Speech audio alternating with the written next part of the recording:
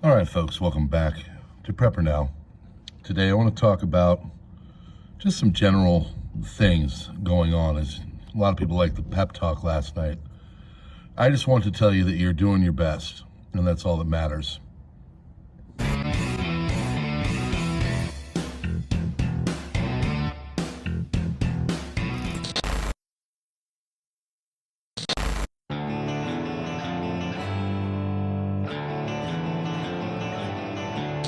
Welcome to PrepperNow. Please, Lord, help me get one more. All right, folks, thanks so much for being here. Welcome back to PrepperNow. I want to talk to you about how you shouldn't get focused on what other people are saying or doing. You should always listen, because there's always going to be good critiques. There's always going to be good things that are said to you. But at the same time, you shouldn't get down on yourself because you feel like you're not doing enough, or there might be something you're missing or whatever. So first and foremost, hit the buttons and stuff. I forgot to say that. Subscribe if you're new here. Darken out the bell, get the notifications.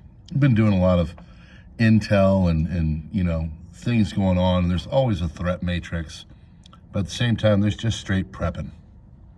So I posted a picture onto my community page, some meat haul that I got. I got paid, and I thought, oh, okay, I found a good deal.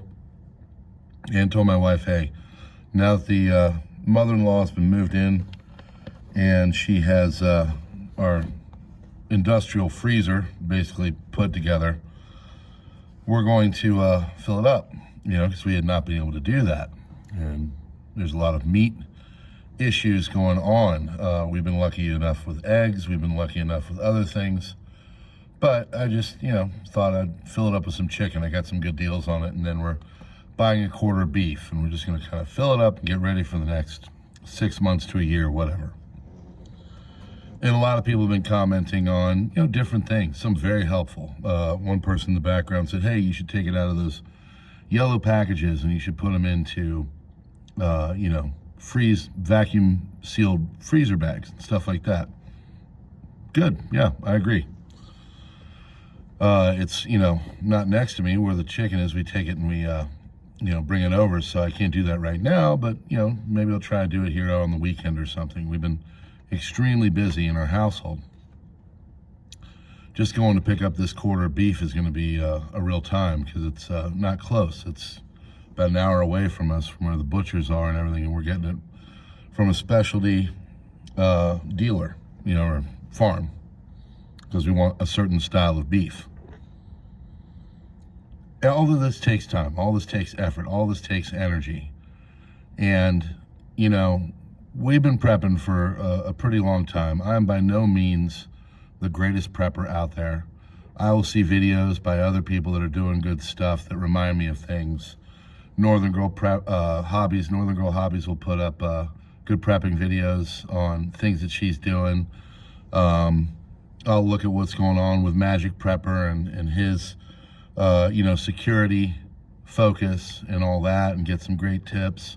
Modern Refugee will be thinking outside the box and telling me some things, like one about, I think he had buckets or something like that. Just stuff like that. Things that I don't think of all the time or remember.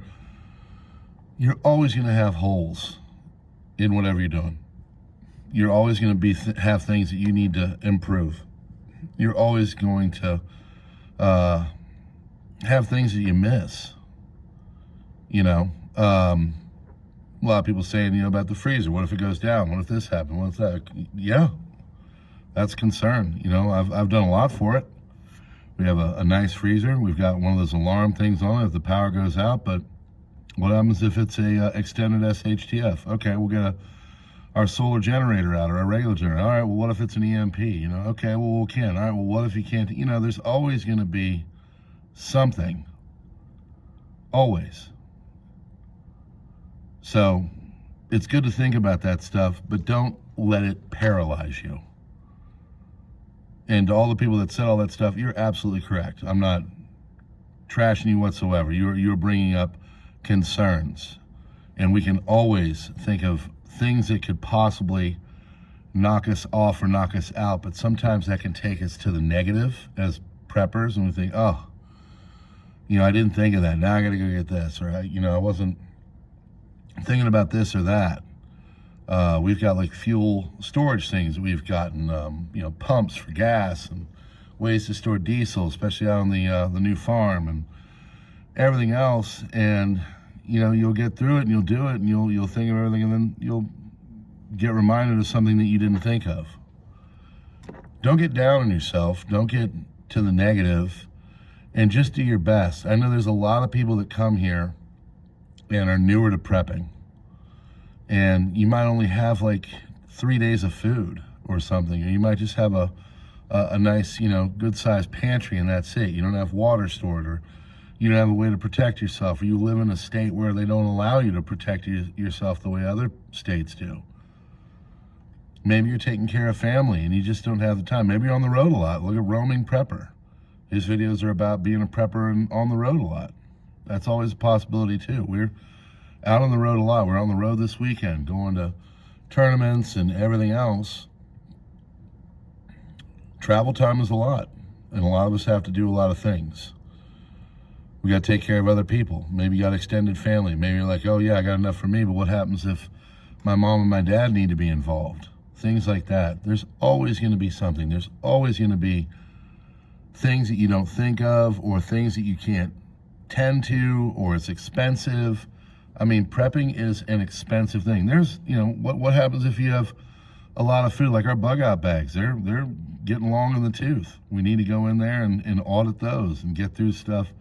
And, same thing with some of our canned foods. What do you do there? Do I, take them out to the church and let them give them to people? Or do I try to create some kind of a meal with it and cook? All kinds of things to be remembered. It gets overwhelming. Don't let it get overwhelming to the point where you paralyze yourself. Okay? You can only do your best. If you're doing something, then you're doing more than 9 out of 10 people out there. That's just a fact. So don't ever get down on yourself because, you think you're just not going to have enough money to do it or whatever. If you can take 1 can a week, after 1 year, you'll have 52 cans. It's better than most people. There's all kinds of things to do, to consider too. Like, what am I prepping? Am I prepping, peas, or am I prepping green beans? What am I doing? Why am I doing it? All these things are being considered. All these things can overwhelm you as a prepper. Don't let it do that. Do your best. Take it one day at a time. Do as much as you can. And if it's not that much at all because you're just too busy or you don't have all the money in the world, that's okay. You're doing something. Don't get down on yourself. Yeah, there's a lot of problems in the world, but like Modern Refugee said the other day on one of his videos, the best thing to have is people. You'll eventually run out of stuff, but if you and other people can come together and produce things, you will force multiply. And that's a prep in itself. And that costs nothing. That's just getting to know people around you. Keep doing the things. Keep doing your best. You can do this. You're good enough. You're going to be just fine, if you, at least you're doing something. Get other people involved, whether that's family, friends, neighbors, or whatever, and just do your best.